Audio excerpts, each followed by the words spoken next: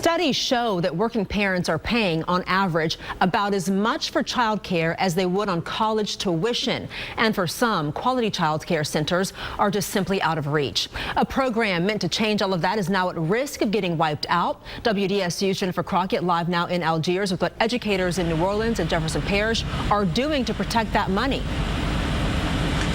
Well, Adriana, the Louisiana School Readiness Tax Credits pay low-income parents, teachers, and also child care centers like this one here in Algiers to make early education a priority. It's meant to get our kids ready for kindergarten, but those dollars could soon disappear.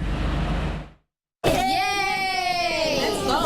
go to centers. A new study from the Louisiana Policy Institute for Children shows early education tax credits are working, turning curious kids into successful students and giving child care centers money so they can afford to do better. W, X, Y, and Z. Teachers getting a credit too for upping their credentials. Sonia Joseph runs Clara's Little Lambs in Algiers. It's helped us buy equipment that we needed for the facility. Teachers have purchased cars. People have put down payments on homes, paid for their children's education. It's been invaluable. Aisha McGee uses the tax credit to help her pay for early education for her children. It really helps me out. You know, if I don't have my child care, I'm not able to provide for my kids. She's a single working mother, and even with the incentives, the bill for child care is twice what she pays for rent.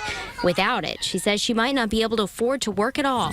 And that's the pitch parents and educators from New Orleans and Jefferson Parish are making to lawmakers fighting to keep the credits in place during the regular legislative session this spring, despite a looming budget crisis. If we can teach 3-year-olds and 4-year-olds how to read, it really can fundamentally change the future of our economy 20, 30 years from now. But the reality is this, like every other tax credit, is at risk because there's not enough money to go around. I know things are tight right now, really tight, but prioritization is important.